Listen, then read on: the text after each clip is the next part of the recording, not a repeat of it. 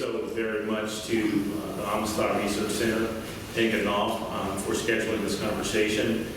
This is a very important conversation as we think about the natural resources, natural resource management, and what does that mean as we look at equity and inclusion and diversity.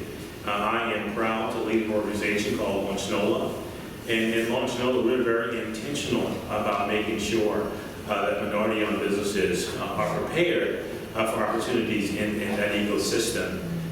We have 4 pillars in our organization. We have a cohort that just focuses on green infrastructure. So we have probably 20 minority-owned companies that are focused on how can they be better stewards of their properties, but how can they make money from this ecosystem? How can they make money from stormwater management? And we're teaching them how to have better business acumen. We're also teaching them about how do I install stormwater management tools, what's a rain garden, what's a bioswale, how do I manage water runoff, and what does this mean to the future of our city? I like to say we're creating ambassadors for this type of work. And for me, it seems like, as I said, Angelou and Ella already knows, when we had the first conversation, many of them already had a great understanding of this work. They understood permaculture. They understood water management. So they come to the table with a pretty good acumen. So our role is to make sure that they are better business people, but also we have hired an industry expert who knows all about this work to help train them for 14 weeks. There's one thing to teach a person to fish, but you also got to have some fish. So for us, we are in the process also on the back end are looking for creative opportunities. So once they finish our cohort, they have chances to make real dollars. So at our organization, we're partnering with national organizations. So we talk about private-public partnerships. We are partnered with the city, with NORA, the New Orleans Redevelopment Authority. We're partnered with APTIM, a national organization. We're partnered with the Front Yard Initiative also. And we're partnering where we are being very intentional and strategic about them partnering with our graduates to install stormwater management tools in our city. And the good news is that we've had 5 companies already who graduated who have gotten contracts to do this work. I think to put a bow on what I'm trying to say is that what I have seen in the marketplace is, especially for businesses of color, they have been opportunities that have taken place in our city. There are opportunities for our companies to go to the next level, and we have missed some of those opportunities. The Mayor Cantrell announced that the utility cap program, I think it's $141 million that will be put in place for stormwater management installation.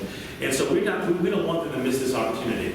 We want to make sure that we create, help them understand how to do the work on the front end. So when the chance does happen, they are ready to do this work. So I'm very excited about being here, and I'm very excited about what the future holds for businesses, but especially minority-owned businesses when it comes to managing natural resource management. I think our city is prime, and that's where the dollars are. And at Angelou, we're prepared to make sure they are prepared for those opportunities. That's fantastic.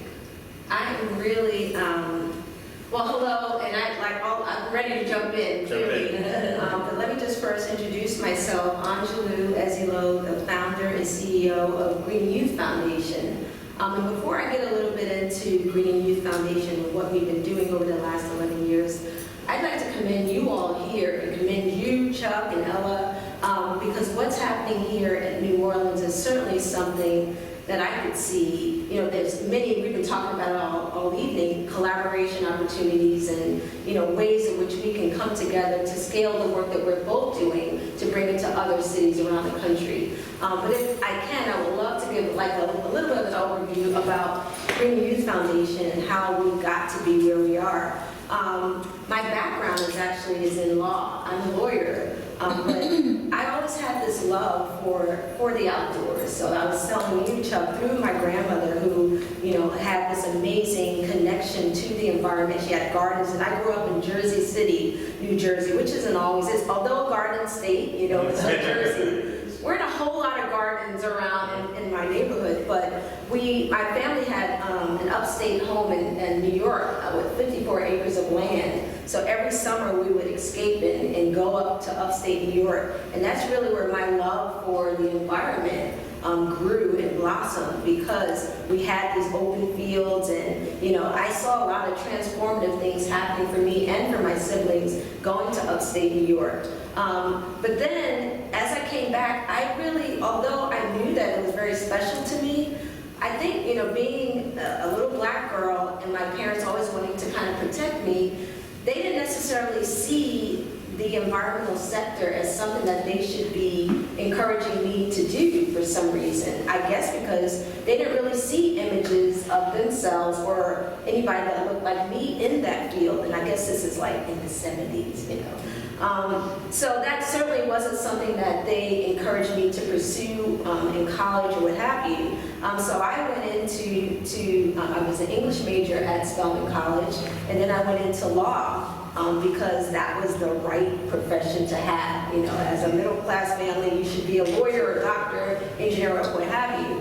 But when I went to law school, I realized that there was something with public interest, but also the environmental sector that I really wanted to explore. So after I practiced law, doing corporate transactional work in New Jersey, I realized that in fact, someone connected me to the Department of Agriculture for the state of New Jersey, and I started doing farmland preservation, doing the closings for the land, because a lot of farmers in New Jersey were experiencing a lot of financial strife and were giving their land to developers. So I did a lot of those closings there, and that really opened my eyes to the conservation field.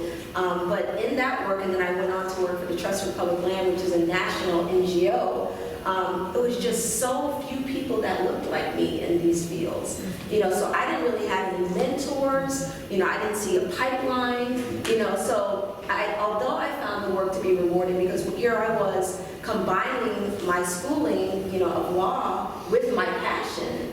But it was really disconcerting because there was just no one there. So, I moved to New Jersey with my family, my husband, who I met in law school. And that's really when we started saying, I can't just sit around and complain about the fact that there are no people of color in this field. And Dr. Janetta Cole at Spelman College always said that you need to be the change that you seek, So that really inspired me. So Green Youth Foundation was birthed just for that reason, because we really saw that there needed to be a way to access young people of color in the environmental sector so that they would have a voice at the table. So now, fast forward, it's been 11 years of us doing this work. We started off doing environmental education work, and then we moved to doing youth conservation core work and really connecting college students to paid internship opportunities to work in the environmental sector with our federal partners like the National Park Service,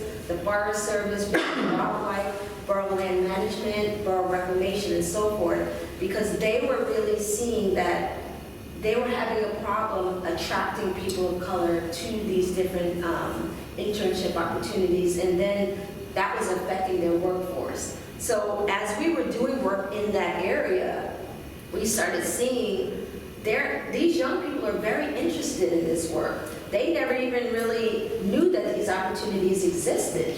So and when I say, I'm not just talking about rangers, at parks, I'm talking about, and then there's all the STEM stuff like wildlife biologists and so forth, but these different federal land management agencies need so many disciplines in them, from architecture to interpretation to, it runs the business and accounting and so forth. So that really opened the door to young people that we were going to recruit and talk to at historically black colleges and universities, Hispanic institutions, as well as tribal colleges. Once again, providing a voice to those that are underrepresented and that are not at the table. But then, we realized these are just the college students. You know, what about this large swath of our community and of our population that aren't going to college for whatever reason, you know, whether they can't afford it, you know, they have not, they weren't raised in a household where that was really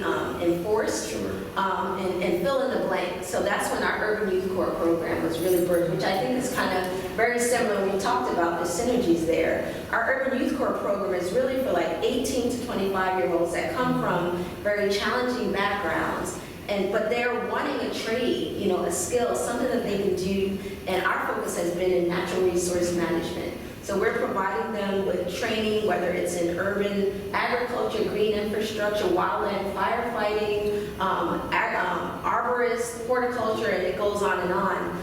Providing them with those skills and training, they're actually getting certified.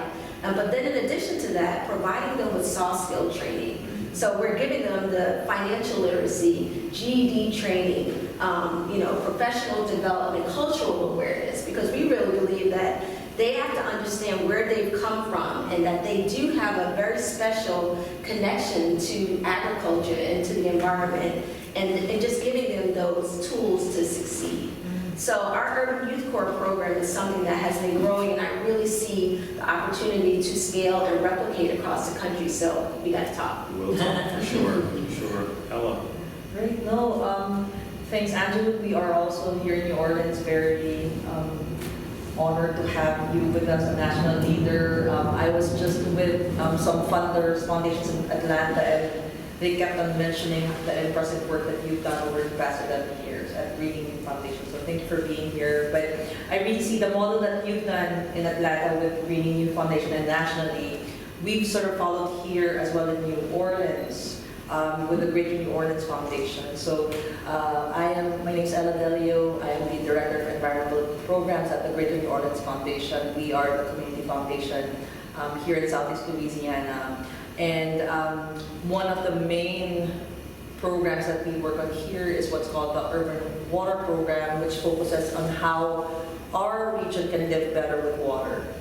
And so we started that movement 5 years ago. In fact, we're celebrating it this Saturday, so I'll tell you more about that later, the Waterfall Fest. But it's been 5 years, and when we began our journey, like you said, one of the main things that we learned from other cities. So our journey in this movement was to learn from other cities. And one of the things that we learned from Philadelphia, from Milwaukee and Austin, through our trips that educated a lot of our leaders here in New Orleans about stormwater management, was that K-12 education is essential. It's not a nice to have, it's very essential that especially schools with mostly young people of color are exposed to the need to be more involved in the environment outside. So we took that back here from those 3 cities and said we need to invest in teaching our kids from a young age what's happening to Southeast Louisiana in terms of flooding, our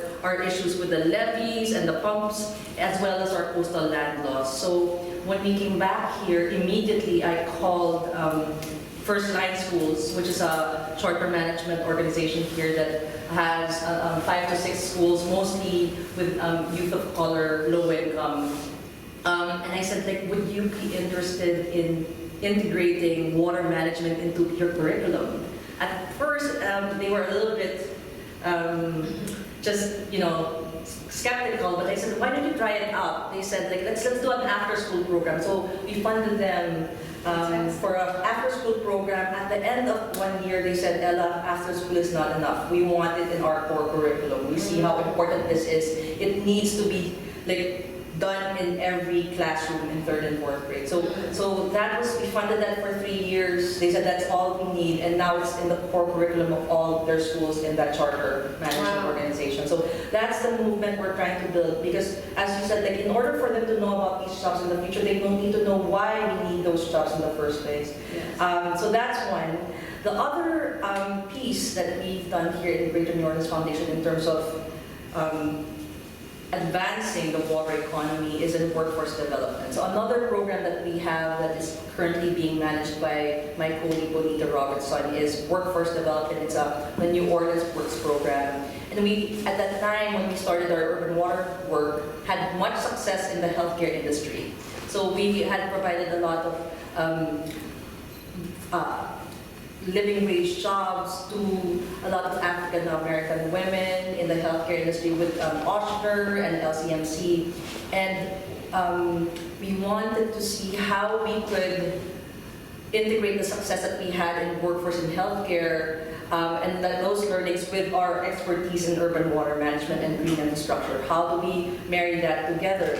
And on top of that, we knew that our unemployment, underemployment rate for African American men, at the time it was 52%, now it's 44%, but it's still a huge statistic that we need to work on as a city. So with those trends in workforce and green infrastructure management, we felt that that was a good strategy to sort of integrate in order to help reduce the unemployment and underemployment among African American men. So what we did was we actually started investing in youth workforce program, so similar to yours, but concentrating on green infrastructure development. So we found an organization called Groundwork New Orleans. They're actually a national organization, but they have a local chapter here, overseen by Alicia Neal.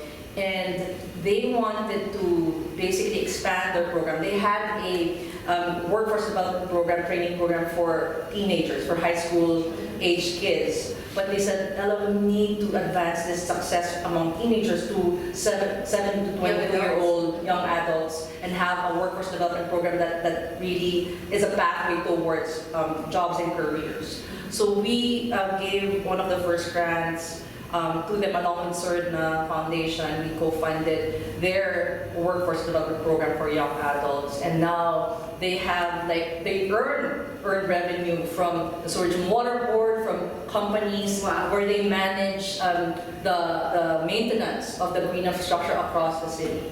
So it's huge, and they said sometimes they're worried because they're already over them. They only have one truck with 5 workers. They need to buy another because sort of they're really in demand. So we're really excited about that movement with groundwork.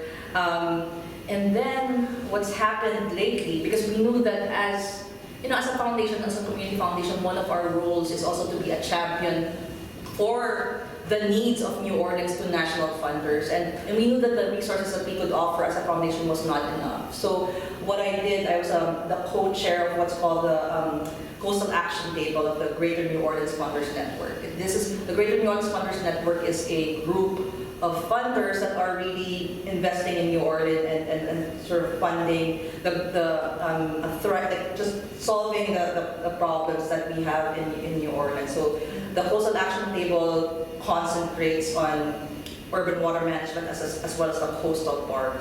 And what we did as a table, so these are funders, different funders, both national and local, was that we said that if we are to shift, in terms of, first of all, developing a water economy, second, addressing racial injustices and promoting economic opportunity here in New Orleans, we need to make sure that the $250 million to $300 million in green infrastructure contracts are mostly going, that more of it will have be given to African American entrepreneurs and entrepreneurs of color, and that the jobs that come out of these contracts, the $250 million to $300 million, go more to minor workers of color as well.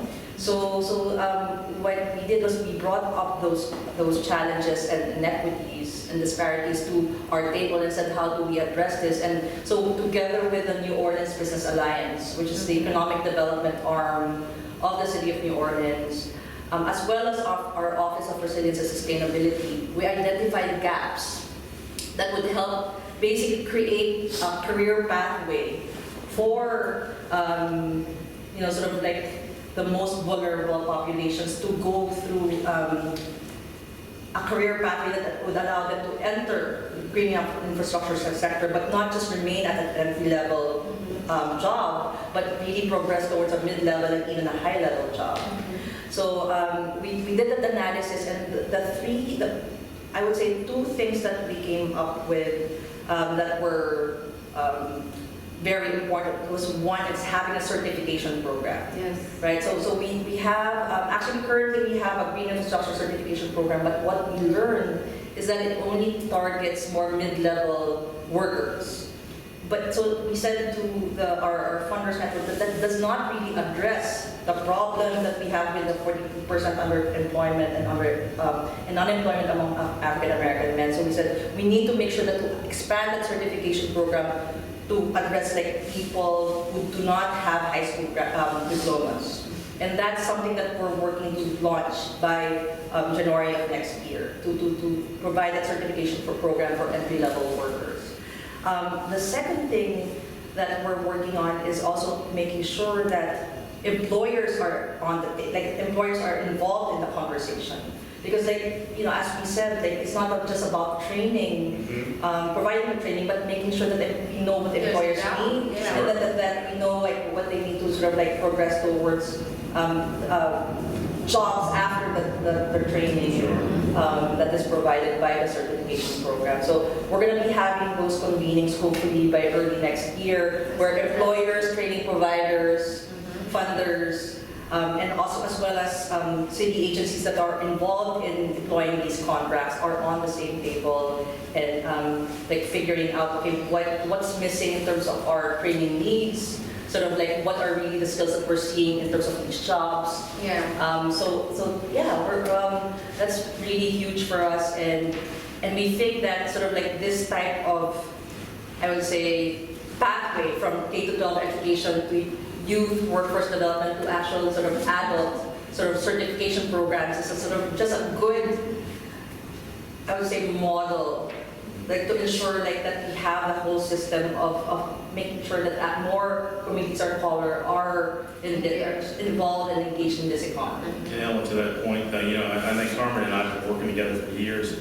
The key to that space is that space where there are real opportunities. Exactly. And partnering with being very intentional and strategic about what those opportunities are. So what we've seen so often in our city is that we train people and they're ready and that sort of thing. We got to make sure at the back end there's got to be a commitment where even if if the commitment can be because you have a great heart, or because there's some ordinances in place, but there's got to be some. The opportunity has to be waiting. It has to be. And that's the way. And I think, but it sounds like you guys are doing that, and that you're with your stormwater management, because we had a very similar type training program in Atlanta with our tree care management training program. Atlanta, I don't know if you guys have flown into Atlanta and you see that it's trees everywhere. We're known as a city within a forest. That's what we're known as, because there's so many trees. However, there aren't enough people to manage or maintain those trees. So our tree care companies are really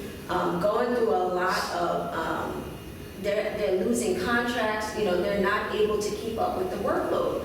Once I heard that, I was like, we have so many people, there's so many young people, brown people that are interested in working and finding jobs in a career pathway where they can support their families and make a living. So what I love that they did, and through our partnership, we worked together to customize a training program. Because to your point because we also have a lot of training and certification programs in which at the end they get this certification. While that's great, and I'm not saying that they can't get a job somewhere, right. But there was a question of, okay, we've trained all these people, whether it's in urban agriculture, green infrastructure, whatever the industry is, and there isn't a job waiting for them, that's an issue. Yeah. So now with us kind of closing the loop and engaging employers to play a bigger role in customizing the training program, at the end of the program, we're now having hiring events so that, because they know what they put into these students, So they're ending the program and they're now getting hired on the spot. So, that goes to that public-private partnership, because it really takes all of the different facets of the city to really make this work, and we have to go beyond just giving them these. And Angela, it's just not going to happen if people aren't intentional about it. Intentionality. You just say, well, let's do it, but it's just, I mean, you have to really be focused on and really, just really dogged about trying to make it happen. Exactly. Yeah. And you guys are also, I mean, I didn't mention that when I was first talking about what we do, but the very genesis of Green Youth Foundation was around our environmental education program. That's how we started. Yes. So I really saw that young people of like K through 12 weren't as, there was natural science and environmental science in the Georgia curriculum, but there really wasn't culturally sensitive material that engaged young people in Title I schools and in schools that were low-income families were there. So, I went into certain counties, kind of where we started, and there was such a difference. The parents were really engaged because they had time, and they were volunteering and doing all this stuff. And I said, well, this is great, but I have to get to those schools where the baseline is not there. Like that's great that those students are able to tell me about composting and alternative energy and all that, but I need all kids to understand recycling, and water conservation and the basics. So it has to start with these young people, because if you don't start there, then when we get to the point of high school and young adults, that bulb has not been turned on. The seed has not been planted, if you will. So we really have to start with the younger generation, because it's about social behavior and so that mindset, the same way that we shifted the way of thinking about wearing a seatbelt in a car, or not smoking, like we really have to get behind the concept of sustainability and jobs and how all communities can take a role in this. And I think, Ella, the Climate Action Committee that you and I both are on, one of the things we're talking about is how do you build ambassadors for this work? That's right. And how do you build ambassadors, especially in underprivileged communities and different communities? It is if they can find jobs, if they can have business opportunities, they will become ambassadors for their communities. If you have a grandmother who doesn't understand stormwater management or whatever, her grandson has a job in it, then he is the ambassador. If somebody has a contract that looks like them in that space, they are ambassadors. So we're talking about education. One of the better ways to educate is get people of all different colors and backgrounds in that space. And that's how we're going to educate our masses about this work. And I think, Chuck, what you're talking about, which I totally agree with, is the connectivity of it all, like the connectedness. Like, they're really, it's not just about saying that these job opportunities exist and, we should be able to get communities of color engaged because of those jobs. It's about their everyday life and, how it's affecting them and them seeing themselves in various components of it and making sure we connect those dots. Yes. So, because oftentimes when I'm in a classroom, when we were first starting out, I'll never forget, in some of the schools that we went into in Atlanta, we'd say, who considers themselves, like in the 4th grade, who considers themselves an environmentalist? And they're looking at us like, huh? But then when we say, well, who likes to be able to go outside and play in a park down the street? They're all like, me. Who likes to, the idea that you can turn on your sink and water comes out? And they're like, I like that. Who likes the fact that there's food and like you can go to a garden? So in other words, once I explain to them, all those things make you an environmentalist, So it's so critical, the language that we use as well, because we really have to get beyond, I think, this vernacular that can sometimes be barriers for some people, because I think a lot of people connect to these topics and issues in communities of color more so than we think. That's right. But if you're using different terminology and phrases that they're not hearing, so once again, it's the connectedness of it, then they're gonna go, that's for somebody else to deal with. So that's one of the focuses that we have of breaking it down, and not that it's broken down, but just layman's terms. Sure. And Angelou, I think, like sort of in terms of the connectedness, one of the way it connects, which I think Chuck has been championing a lot also through his work with Launch NOLA is the connection of small business opportunities, Absolutely. right? Like, because, we're training a lot of the workforce for these jobs, but we know that it's entrepreneurs of color and businesses of color that really hire, Yes. sort of like people of color. Yes. And the disappointing, maybe depressing situation in New Orleans is that 40% of our entrepreneurs are African American, but only 2% of the business suites in the city go to African American businesses.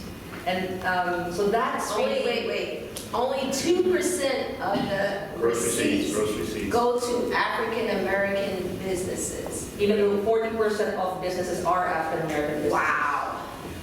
So, and that's something that Chuck has been working on, and Yes. something that the mayor is bent on increasing to 20%, Yes. from 2% to 20%.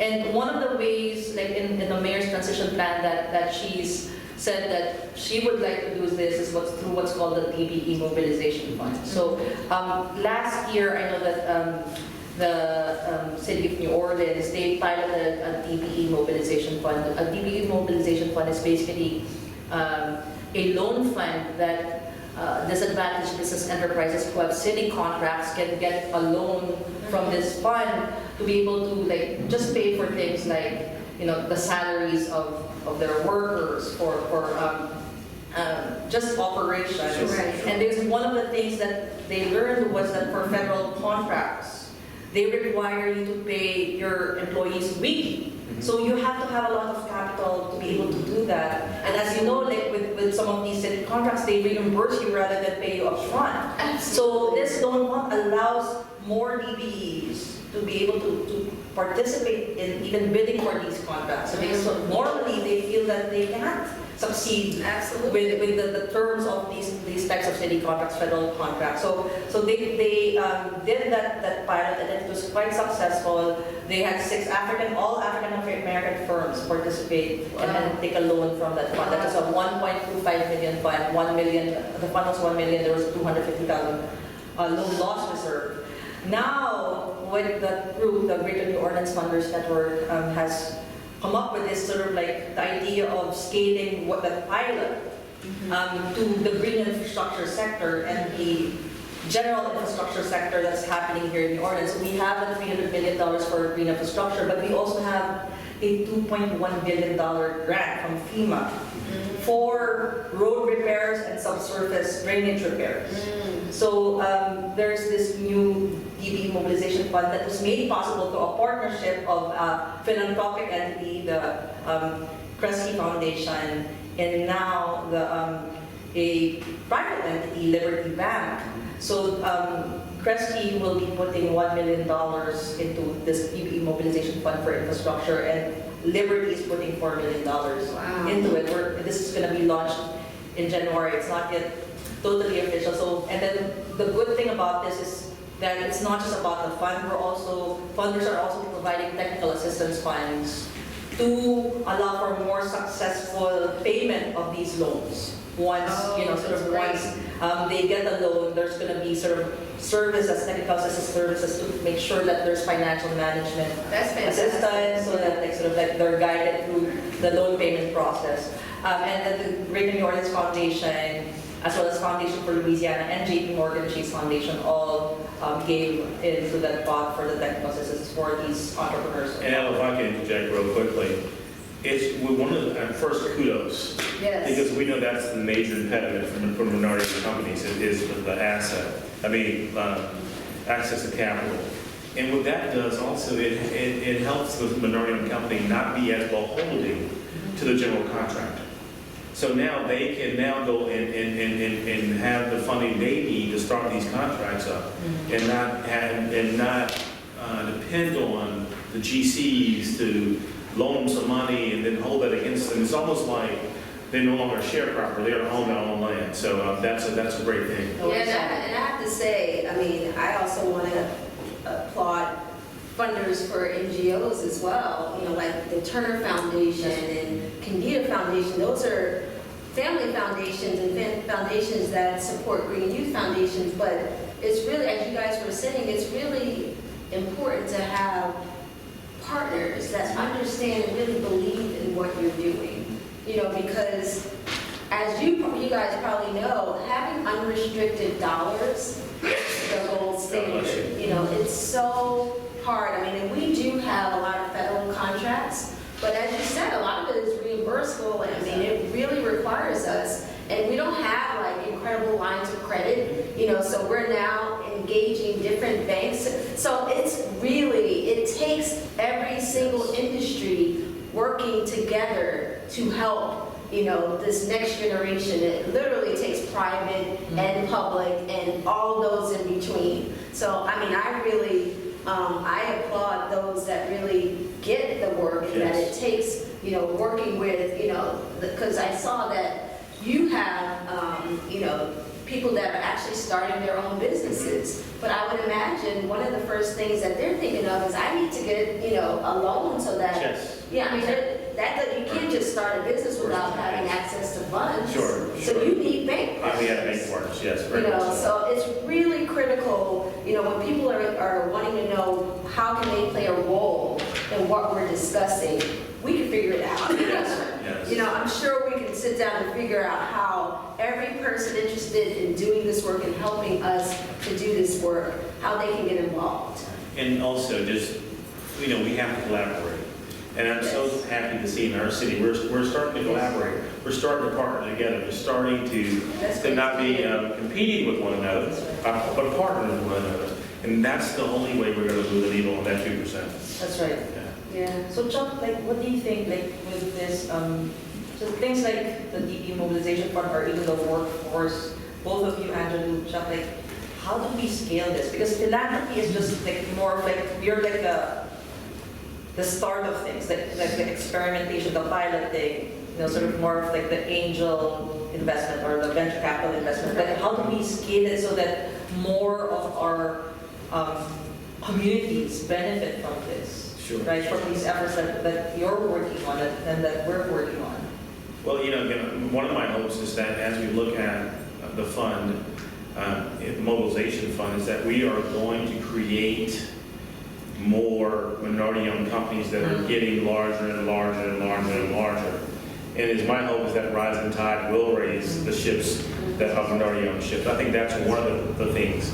I think also we have to sell the fact that minority-owned companies involved in a real level of small business is good for everybody. Right. So that maybe there's some other private companies can come to the table and help fund from a private perspective because it makes business sense.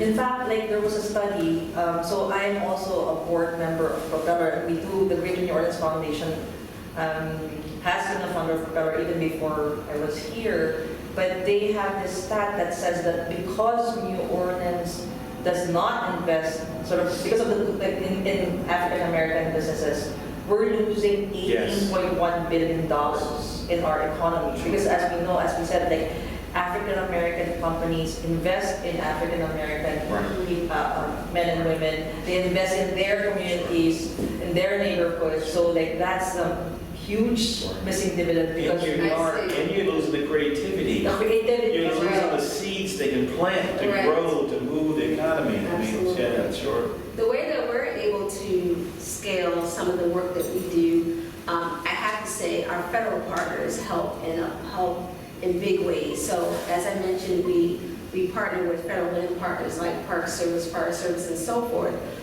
Because they're looking for young people and they want us to recruit young people surrounding their different sites across the country, you know, that gives us the opportunity to reach out to grassroots type organizations that may not be able to contract with the federal government. So we empower them because we do have that contract with the federal government.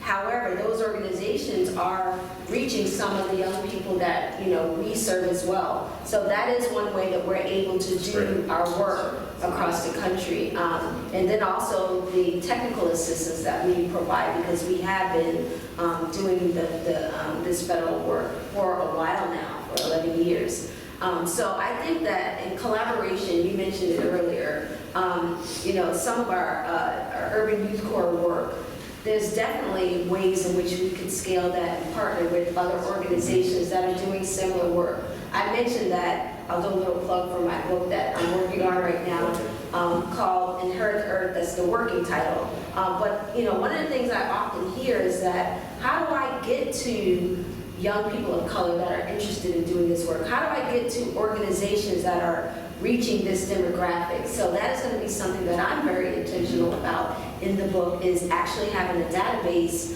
from state to state of organizations that are doing this work. Because I really think there's quite a few of us doing the work, it's just that we are isolated. We're working in silos, because how close is Atlanta to New Orleans? Right, sure. And I did not know about what you're doing, and we're already talking about all the synergy that's there that we should be working on together. So I believe that if we can connect all those dots across the country, then we could really do some powerful work. I have a question for you though, Angelou, and I really appreciate the national work. You talk about states around the country. What we are seeing in African American farms locally, that generations of farmers are dying. Their children are not invested in the farms. They're selling to the highest bidder. How do we create a system where we have people, the next generations can understand and appreciate the land and be able to monetize that? How do we?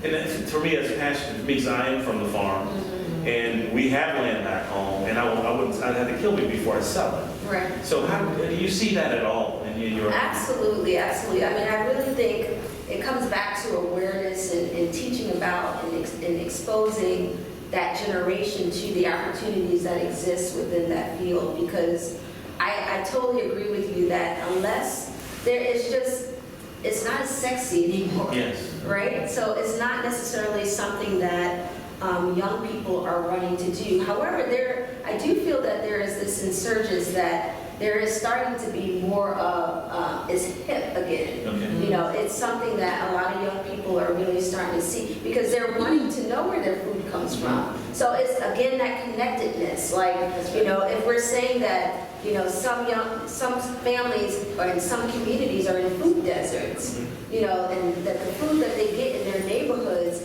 is not, good for them, and it's not, it has all sorts of pesticides, and it hasn't been grown, properly, then there's a direct correlation to, maybe I need to start learning how to grow my own food, so, and then that economy, we talked about the different E's, so it's equitable access to funding to support these types of industries, but, I also think there has to be economics behind it, so we need to, and that's why I love that Ella's at the table, because we got to talk about how we could really monetize these opportunities. And, we could talk about, you should start your own business, you should do that, but we have to be real. They need to make money. Yes. So there's an entrepreneurial component to it, but there's also, there's a need for funds. Sure. Yeah. Sure. Thank you.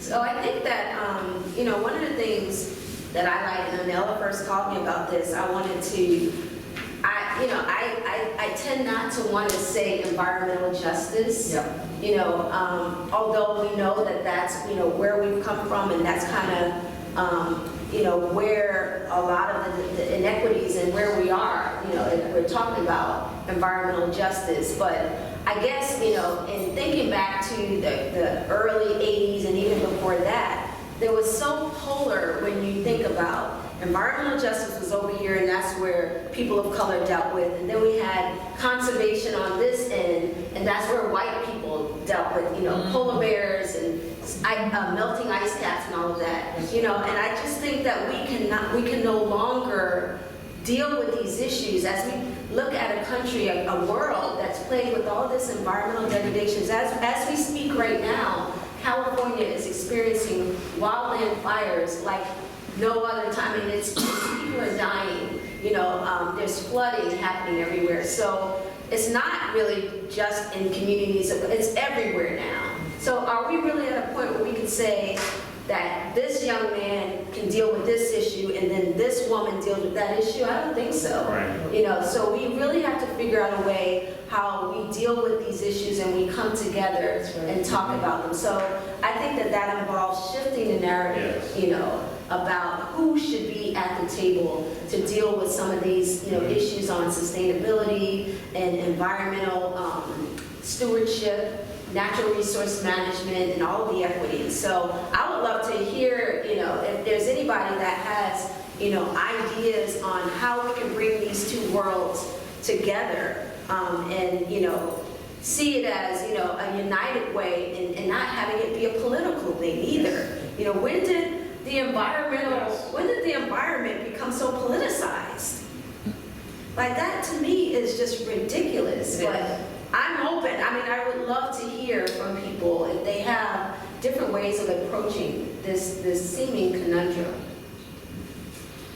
Fantastic, and thank you all so much. I think right now we can open up the floor to That'd be great. questions. Right?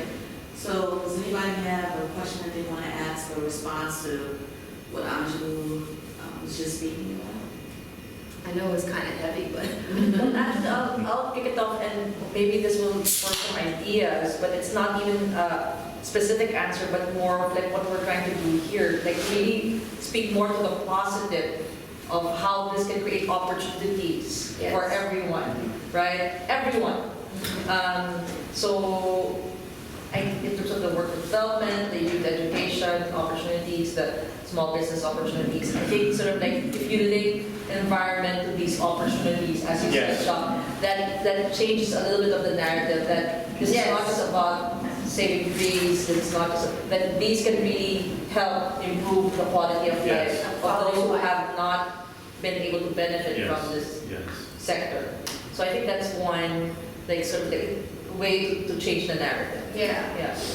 I agree. I mean, if we focus on the opportunities that we Yes. know exist, which we're kind of unveiling and discussing right now, I think that is a more positive way of, you know, because, you know, when people think of climate change and, you know, it tends to be so heavy that people go in the other direction, Mhm. you know. You Yes. have news that's coming out that, you know, in 10 years, you know, like, it just is all so heavy. That's right. So, you know, I think my focus has been, and we also hear about how homogeneous the environmental field is. You know, I feel hope because I see how excited these young people get when they're exposed to all of these different opportunities that they weren't even aware of. Yes. So it's hard for me to be really like depressed and down, and you know, because every day I'm filled with an office full of young people that are like, I didn't know about Angelou. You didn't tell me. They call me Miss Angelou. I'm getting older. You didn't tell me about this, and I went to Grand Canyon for this job, and now that I've been exposed to that, this is what I'm thinking about, you know, for school, you know. So I'm filled with an office full of hope. That's great. So I choose to focus on that, but you know, I know that there are dark, you know, focuses and there's other areas out there that we still have to talk about, you know. Any other ideas? Or maybe questions? Does anyone have any new questions for? Yes, ma'am. I have a question. You mentioned that when you talk to young people, they don't think of themselves as environmentalists, but it strikes me, and I know, I'm 50, I know some like African American contractor types in the city, and I feel that the barrier, that isn't for me, that whatever the low bar is, that I wonder what your experience is dealing with certain African Americans who want to get into this, who aren't like students or young people. And my fear is that their assumption is that even the bare minimum, I know nothing about this kind of work.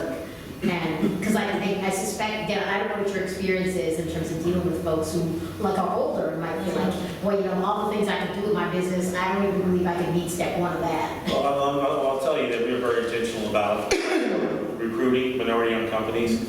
And we're looking, you know, first and foremost, we're looking for opportunities that the barrier to entry is not as high. Yeah. So what we've done is that we have gone and we canvassed the city. we recruit from the churches and all over saying, you know, you're a landscape professional. I'm even traveling down the highway and seeing a person who has a lawnmower and some other things in his truck and taking pictures of his name. And saying, if you can cut grass, if you can do hedges, then we can help you install rain gardens, bioswales, remove impervious pavement. And they get excited about that because they're already excited about what they're doing. Yeah. So then this is just a next step for them to move into that economy. That's right. So it basically, it's, I think what Josh says, like you're not starting from zero. You already, like many of the things that they know, so like it's more of like building on those skills, like Yes. just like, yeah. And there's a nexus because they've already done great work. They may be a general contractor, then they may move with, so this is just another iteration of their business model. Exactly. That's what this is.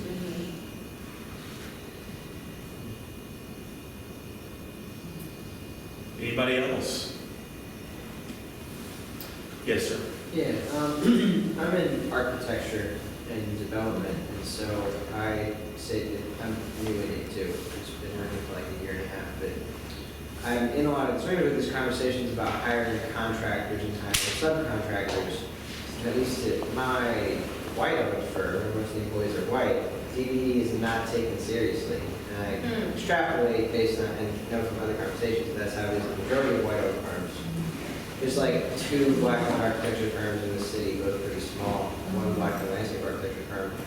And so I see that like the people making the decisions are by and large people who just don't think about it or don't take it seriously. And so I'm curious what y'all's experiences have been like pushing against that. Well, I can tell you I've been pushing against that for several years now. And I can tell you I've won some of them, I've lost more than I've won. But what I will say to you is that we have to find a company, a corporate company with a champion who is really dedicated to the cause and to what we're trying to accomplish. And also understand the value of using the DBE. A lot of folks don't understand that. But so once we get around the table, I look around the table and say, this person, I got somebody around the table who is really excited about doing it, and then try to figure out how to make sure they understand the value of using DBE, making sure they understand that they're qualified and they can do the job, and that also it's going to help your company down the road. So again, to answer your question, it's a heavy lift. But there are companies out there that are corporate, that have conscience, that are corporate companies who still have a compass that they think that they should be inclusive. They work in a minority-owned city, and there should be an opportunity. Even we have done some mentor project programs with organizations who are willing to have these companies go through their training and that sort of thing. So at the end, they know that they have the skill set because they've been part of their mentor project program. Thank you for your question. So, I don't know if I'm correct in saying this, but is there not a DBE requirement in some city contracts, like a 35%? Oh, yes. So there is a requirement to know that. Yeah. And I think like through things like these mobilization funds, hopefully we can increase sort of like the capacity of more DBEs to, as you said, grow. Sure. And that might improve sort of like, I think some of the like the attitudes as well. So on top of like the requirement, like you know, more of them will be in the position to participate in these funds. For the company we're dealing with now, for a subcontractor, there's a DBE requirement. Yeah. But also this company is somewhat new to the city, and they're really trying to ingratiate themselves with city leaders. And I'm selling, this is the way to do it. This is the way to make sure that you can build your company in our city. So there's many different ways to do it, but you really got to be strategic, and you got to also just make sure people understand the value. That this, again, nobody's asking you to give them anybody a handout. That's right. We're talking about That's qualified companies that can do the work. That's right. Why not be inclusive? And I will say to you, and I don't know if I should say this or not, we're in the South. Yeah. And so it is not easy. That's right. But it's going to have to take people like Angelou, like Ella, like myself, that's standing in the gap, fighting the fight. But not only we're fighting the fight, standing in the gap, we're preparing them to make sure they're ready to do the work too, though. So that's the formula for success, if you're going to get success. And I would say, I applaud you for asking that question, because it really takes people like you as well saying, can you help me make this a more relevant topic and issue at my firm because I see that there's an issue, there's a problem. So it definitely takes all of us. So I appreciate you being here and listening to what we have to say and then asking the questions, you know? Because that's the only way that we're gonna make progress if we're kind of agitating on all ends and all sides. So thank you for that. I have a question. I mean, we're talking about advocacy, you talked a lot about finance. I'm curious about, are there pathways for young people who are in college, programs like banking, finance, and law, that we can connect to those departments? Because I think that's a whole other field that advocacy work that they can be doing to really connect to grassroots movements. And what I see a lot, I think particularly for historical Black colleges and universities, that they get on a different track, a track that to me disconnects them often from their community.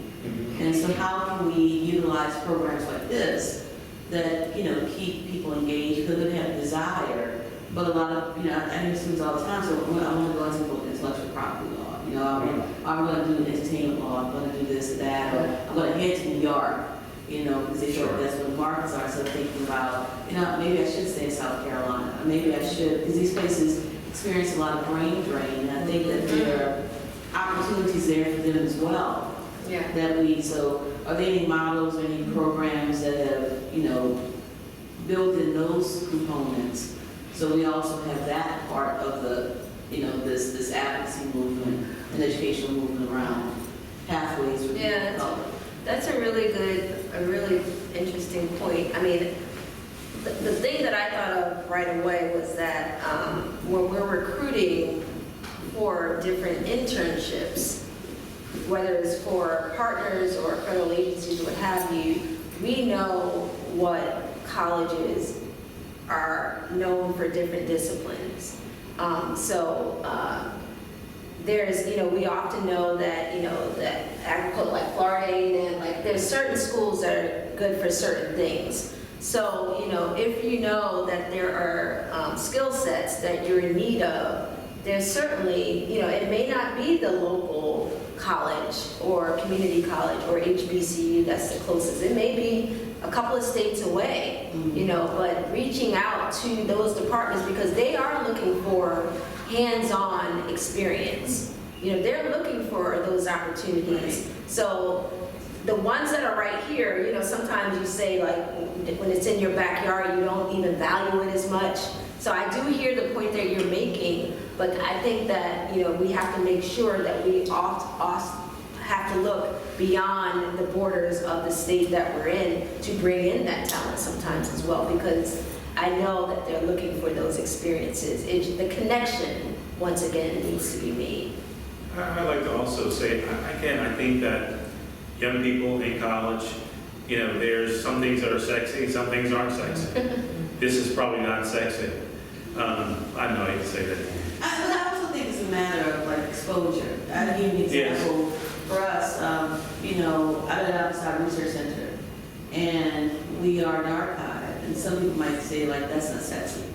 But the more we engage young people, they're like, I didn't know I could be an archivist. Right. There are a lot of students that are interested in that field. And I just think that I'm not hearing a lot of conversations or the level of exposure or connectedness to really talking about it in ways that are exposing young people who are looking for career pathways and who might not want to go some of the routes that they think they have to take because they don't know that these opportunities exist. That was me. That's why I'm a lawyer. The question I'll ask for you, do you think there's even a financial part of that? That from them to go this route that is not as feasible financially for them? And we need to figure out how to make sure that they can make money from it on a local level. That's right. Yeah. And that was what I was trying to say about it. And I shouldn't probably said sexual preachers, so I should have said maybe not as attractive as other spaces, but we have to figure out, I would love for us to really do some kind of metrics or something about this industry and see what the opportunities are, what's coming down the pipe, where things are, and just figure out how to make sure that we're positioned and people that can make money from this space, and all the different elements. So somebody can say, I'll graduate, but you know what, I like this, I've been exposed to this, and I can make some money from this. I think I'm going to stay and be part of this. And I think that just to build on what Chuck said, that links to what we were talking about earlier, that we need to involve employers, because we're not just talking about getting jobs. This is like careers and growing within organizations, growing within companies, right? And so hopefully by these sort of conversations and relationships, partnerships with employers, we can make sure that we're getting these employers just committed to helping these individuals grow within their firm. Right? So I think if we see more successes like that, where you can go from an entry level to mid-level to a higher level sort of pathway, that sort of that can encourage then more people to see this as sexy. Right. And this is somewhat new in different places. So I think that we should get our arms around this economy, this future, and really figure out how we can understand what the opportunities are. Yeah. Spread the message. And I just wanted to jump in really quick, and I think money is important, but as a person that has a staff of 17 and about 94% of them are millennials, passion and things that they really believe in is also very important, so to your point, I think that we just really, it's awareness. That's right. Awareness of these opportunities, because being an archivist, there's so many different fields out there that people just don't know about. They want to make money. You're absolutely right about that. But I think that it's not just about a job anymore. They really want something that resonates with them, that they feel passionate about. And it shows out. They're voting. These millennials. I can't believe I just said that. But you know what I mean. You can't just give them a check anymore. It has to really be something that they believe in.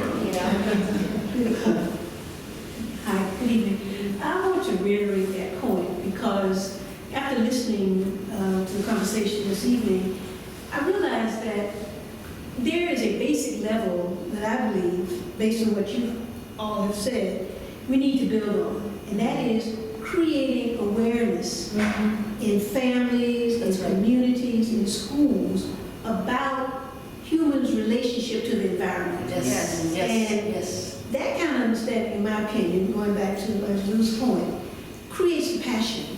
But it has to be something that, grandma understands, not just because, Duke is going to get a good paying job, but because Duke is also going to stop the flooding on the street that everyone experiences. So it seems to me that we have to, as we talk about jobs, I know we're talking about, African American male unemployment, we also have to talk about women. And put them in there in the same way as we talk about men. That's right. And going back to the companies, it seems to me that every company, I'm looking at the hotel names around the banks, should be willing to give their employees an hour off to go to the child's school to find out what they're learning about the environment. Okay? Because if people don't feel that their participation is important, or even appreciated, perhaps more importantly, feel it's important, they're not going to participate, and they don't understand. Right. And it takes more effort to get them to understand. And so I just want to, reiterate the whole question of passion and how do we generate it. Yes.